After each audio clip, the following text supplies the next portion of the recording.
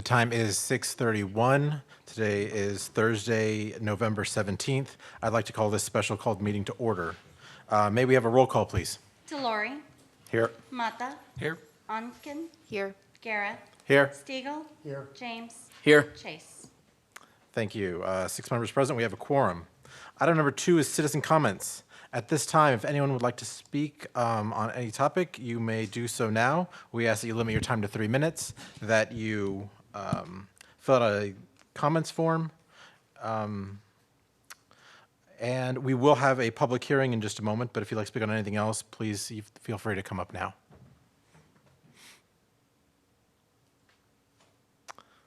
Okay, seeing none, I'll go ahead and close citizen comments. Citizen comments is now closed.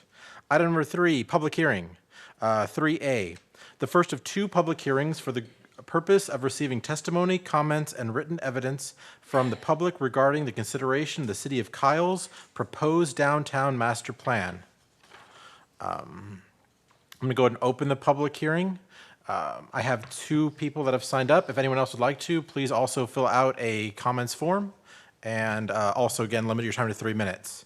First, we have Ms. Lila Knight.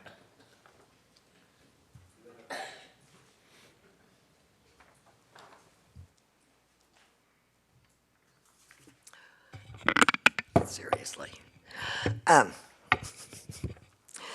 My name is Lila Knight, and I've lived in Kyle for almost 40 years. I've been looking forward to reading this proposed downtown master plan for weeks, if not months. However, the plan only got posted to the city's website late Monday, and I've had a very, very busy week, so unfortunately, I haven't been able to read all of it yet. Of course, the good part of that is the plan was not very dense with actual words. It's mainly pictures, so I'm like on page 100 and something. One thing I was always concerned about was what exactly are the boundaries of a downtown Kyle? Now, from this plan, I know that those boundaries have been determined by our city council, of which not a single one lives in the original town of Kyle. They all live in the burbs.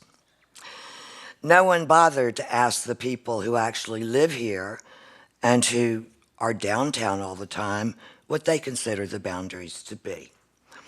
The consultants didn't even bother to give a historic context for our town, which was founded in 1880. But I still have a few concerns, only have 3 minutes. First, why is the downtown master plan being considered separately from Kyle's comprehensive plan? That makes no sense at all in terms of good planning policy. Will this be an appendix to the comprehensive plan? Will it be a footnote? Or will the authors of our comprehensive plan just do their own downtown plan? I also have concerns that the specifics for building materials that are included in the plan may be in violation of Texas House Bill 2439, which was passed in 2019. I'd give you an overview of it, but I only have 3 minutes. But you might want to look that one up, because right now we are in violation of House Bill 2439. However, there is an exception, an exemption in this bill for specifying building materials, and that is if you have a historic preservation ordinance. We do, and it's 100% voluntary. But it's never been implemented, and thus far I have not seen it referenced in our downtown master plan, which is where the bulk of our historic buildings are. I also found an odd conflicting statement. The plan states that masonry should not be painted, and I could not agree more with that. Painting masonry eventually destroys it. But yet then it goes on to encourage murals in the downtown area. But there are no specifics on how those murals should be carried out. Painting a mural on a masonry building is the same as painting the building. And there are ways to place a mural on a masonry building, but without painting it directly on it. And so I think it would be a good idea to address that so there's no conflict there. Okay, sorry, thanks. Thank you, Ms. Knight. Yes, ma'am. Okay, next we have Ms. Evangelina Chapa.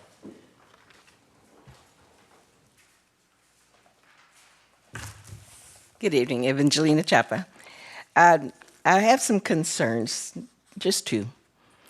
I've gone through the master plan. I didn't finish all, but I did notice my main thing has been whether the revitalization or whatever the comprehensive plan is the parking. And one of the pictures showed a building next door from here. And it's like a 3-story building, maybe 4. And if we notice, the police station is always crowded, and people maybe from here that come do business at the city hall maybe take some of their space, parking space across the street. So that's just one floor that you've got right there. But if you make it 4, where's the parking going to be for those residents or business or whoever? Where's the parking going to be for that many people in business? Another one that's is the restaurant that they're saying across the Krug Center. I've seen at one point here at a council meeting the plans, and it shows either 2 and maybe a third just to walk up on top. Again, if you ever notice, the parking takes up part of the space there in the old city hall, or the Krug Center. If there's a restaurant that's going to be 2 stories, the employees, the staff of it will take probably half of the parking around there. So I haven't seen as far as you see the building, but you don't see the parking. What is the parking that's going to be there? And that's one of my main thing. When people do these drawings of buildings, do they ever see it how it is at a busy time, at an event like the one coming up as far as the Christmas lighting of the tree? There's a lot of people that come. Those are big events here now. So I'm thinking that the people that are hired to do the drawings aren't considering the parking for the people to come to those events.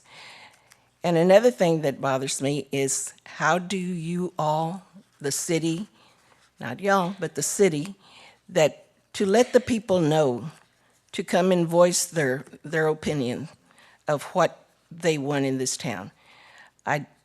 To me, I felt like it was a very short notice for the survey that was happening at the Krug Center.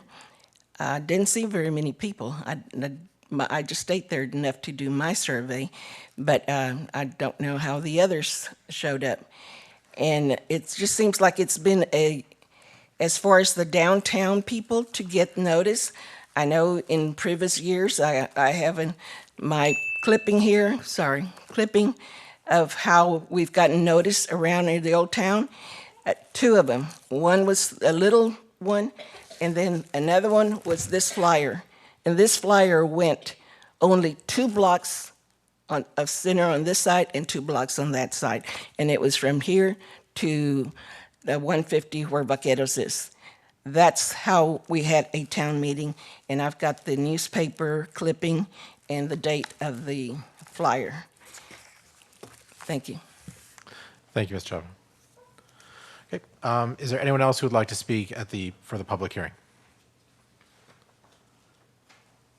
Seeing none, I'm going to go ahead and close. Wait, do I leave the public hearing open for the second one, or is that a separate public hearing? It's a separate public hearing. Okay, I'm going to go ahead and close the public hearing. Next, item number 4, general discussion. 4A, discussion only regarding Planning and Zoning Commission requests for future agenda items. Commissioners, are there any items you would like to see on a future agenda?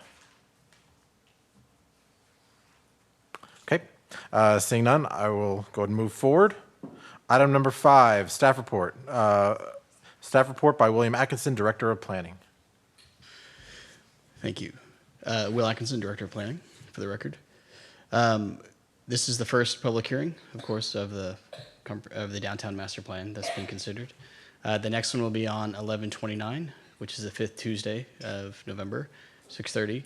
At that time, there will be opportunity to discuss it on the dais, the the draft documents before y'all, and also having a second public hearing.